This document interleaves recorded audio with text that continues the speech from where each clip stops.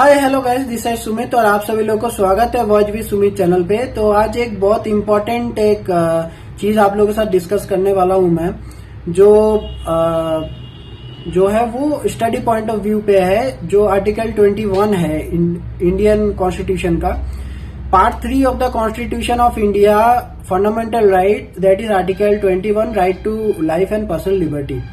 तो ये जो है ये टॉपिक उठा, जो रिसेंट न्यूज है हरीश राणा के 2026 का, जो यूथेनेशिया का जो परमिट दिया गया उनको, तो ये उस चीज के बारे में है।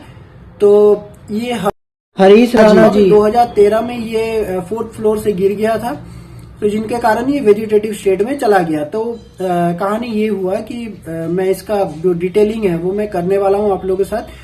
तो मैं जो पहला स्टार्ट करने वाला हूँ वो ये है कि व्हाट इज लाइफ। तो लाइफ क्या है?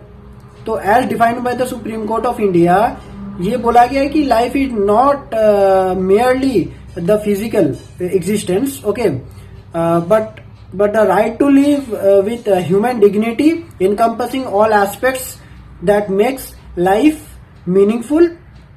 नाउ ये जो राइट टू लाइफ है, इसके अंडर में आता है बहुत सारा राइट्स। तो इसमें है right to livelihood, right to privacy, okay, right to health and medical care, right to shelter and clean environment, right to education, जो बाद में डाला गया आर्टिकल 21A अमेंडमेंट करके डाला गया। तो होपफुली कि आप लोग इस चीज को समझ पा रहे हो कि राइट टू लाइफ में मेयरली एग्जिस्टेंस नहीं है। तो अभी हम लोग हिस्ट्री पे जा रहे हैं। जो 1973 का एक केस है, दैट इज अरुणा शॉम्बाग केस।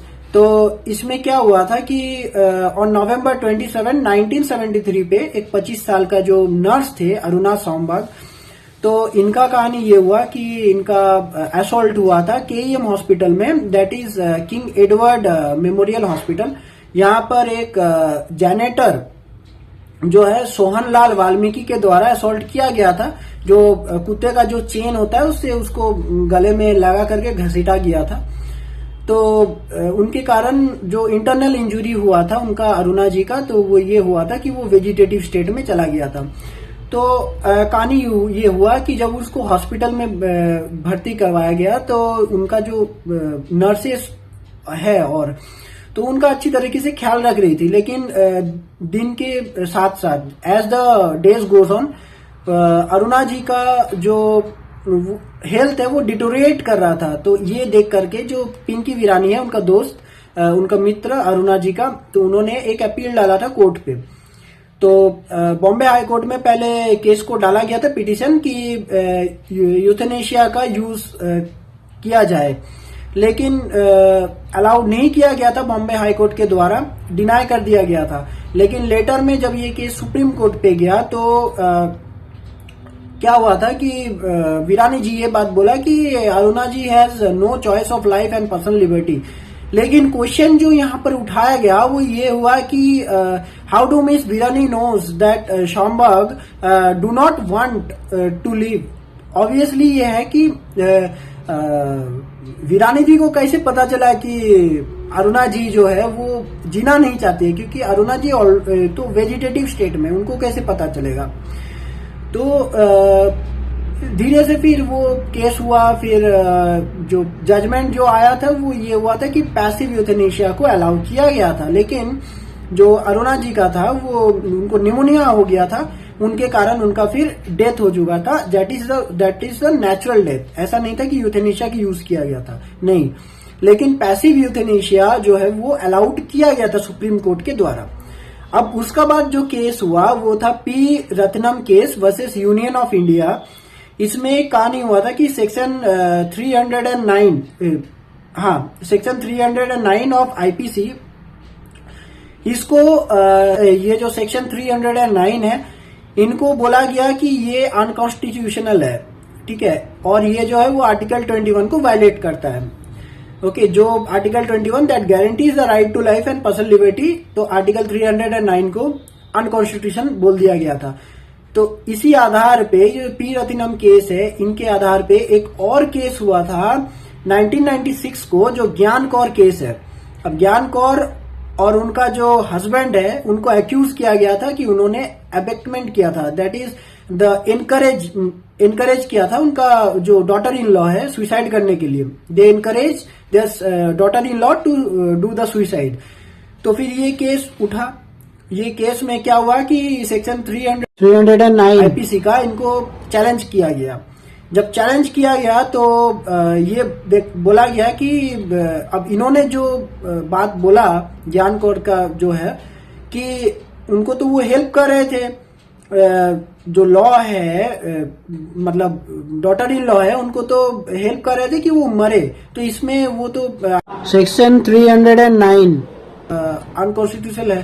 तो right to die, that means right to die is a fundamental right. तो ये जो है डिफेंड किया गया था। लेकिन यहाँ पर कोर्ट जो बोला, ये कोर्ट ओवररूल किया पी रत्नम केस को और ये बोला गया जो right to die okay is for the natural death and not by the accident और murder. The accident and murder is not covered under the article 21, that is right to die. तो ये ज्ञान कौर जी का केस हुआ। अब इसका बाद क्या हुआ कि एक common cause versus union of India 2018 का एक केस हुआ था। इसमें जो कहानी हुआ वो क्या हुआ कि एक लिविंग विल का कॉन्सेप्ट आया। ठीक है, लिविंग विल का कॉन्सेप्ट का मतलब जैसे अभी जैसे पिंकी वीरानी जी का मैं बात किया तो पिंकी वीरानी जी ने वहां पर जो क्वेश्चन अराइज हुआ था कि how does the Virani knows that Aruna ji don't want to live और Aruna ji wants to die. तो ये चीज क्लियर हुआ common cause versus union of India 2018 में। यहाँ पर एक लिविंग विल का कॉन्सेप्ट आया। अब लिविंग विल का कॉन्सेप्ट का मतलब क्या है, जब एक इंसान जब वो ठीक है लाइफ में, मतलब उनका भी कोई प्रॉब्लम नहीं है, उस समय पे वो एक लिविंग विल करके जाए कि जब वो परमानेंट वेजिटेटिव स्टेट पे चला जाए। जो परमानेंट वेजिटेटिव स्टेट का मतलब है जो रिकवर ना कर पाए उस स्टेज में, तो ये वो बोल जाए, ये विल लिख के जाए कि उनका जब वो स्टेट में चला जाएगा परमानेंट वेजिटेटिव स्टेट में, तो उनका जो रिलेटिव है they can do the euthanasia. जो राइट टू डाई वाला कॉन्सेप्ट है वो करे, उनको मौत दे, उनको मतलब जो मर्सली जो डेथ होता है वो करे। ओके, तो ये पैथिक यूथेनेशिया को यूज किया जाए तो ये एक उसमें कॉन्सेप्ट आया था लिविंग विल का। ठीक है, तो उसका रिलेटिव जो है वो दे सकता है। बट यहाँ पर और एक चीज है कि यहाँ पर एक्टिव एंड पैसिव यूथेनेशिया में क्या डिफरेंस है। तो द एक्टिव यूथेनेशिया ये है कि जब आप जानबूझ करके उसको पॉइजन दे रहे हो ताकि उनका डेथ हो जाए। लेकिन पैसिव यूथेनेशिया जो होता है वो मर्सली होता है कि जैसे स्लाइन वगैरह चढ़ा या ऑक्सीजन सिलेंडर लगाया गया तो उसमें वो जानबूझ करके वो रिफिल नहीं किया गया ताकि जब वो खत्म हो ऑटोमेटिकली वो दम घुट के मर जाए, मतलब दैट इज मर्सली थिंग। तो पैसिव यूथेनेशिया जो है वो इंडिया में अलाउ किया गया है।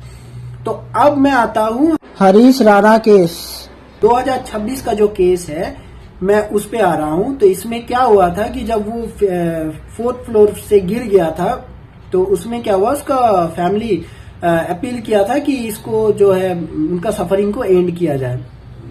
तो लैंडमार्क वर्डिक्ट आया इसमें। ये क्या हुआ कि जो रूलिंग है उसमें क्या है, एक bench of justice JB Pardiwala and KV Viswanathan permitted the withdrawal of life sustaining treatment, that is clinically assisted nutrition and hydration। जो लाइफ सस्टेनिंग ट्रीटमेंट है जैसे स्लाइन विलाइन जो मैं बोला तो उनको विड्रॉ कर दिया जाए। इनका जो लीगल बेसिस आया वो क्या हुआ, the court applied its 2018 common cause judgment which recognise the fundamental right to die with dignity under article 21। Okay, तो उसमें और क्या चीज हुआ कि the Supreme Court ordered AIIMS Delhi to admit Rana and facilitate the withdrawal of life support। Life support का withdrawal मतलब जो मैंने बोला स्लाइन वगैरह लगा है या फिर ऑक्सीजन सिलेंडर का जो उनका जो एम्प्टी हो जाए, रिफिल ना किया जाए, तो that is the withdrawal of life support emphasizing a structured and clearly articulated plan to ensure the comfort and dignity। मतलब जो मसली जो होता है तो पैसिव यूथेनेशिया अलाउ किया गया। लेकिन इसमें जो मार्केबल चीज है वो क्या हुआ कि while the passive euthanasia was legalise in India in 2018, तो 2018 में जो पैसिव यूथेनेशिया है उनको लीगलाइज किया गया था। लेकिन ये जो है 2026 का जो केस है हरीश राणा केस में, first time the Supreme court has directly allowed the withdrawal of life support for a patient. तो ये पूरा जो कहानी है ये डिटेलिंग पे मैंने इसीलिए किया क्योंकि ये एग्जाम पॉइंट ऑफ व्यू से भी इम्पोर्टेंट है, और ऐसे आप जनरल नॉलेज के लिए भी आप इस चीज को यूज कर सकते हैं क्योंकि जानकारी रखना बहुत ही जरूरी है। तो चलिए यही टॉपिक, तो ये था case from the Aruna Shanbaug, then Gian Kaur, then P Rathinam, then your common cause and now Harish Rana. तो होपफुली कि आप लोग इस चीज को समझ पाए हैं। तो thank you so much for watching whole पूरा वीडियो देखने के लिए, बहुत ही धन्यवाद आप सभी को। वीडियो को शेयर जरूर से कर दीजिएगा, और अगर आप नए हो तो सब्सक्राइब जरूर से कर दीजिएगा, और अगर अच्छा लगा हो तो लाइक जरूर से कर दीजिएगा। जय जय श्री राधे, जय बाबा जी, प्रणाम सभी को।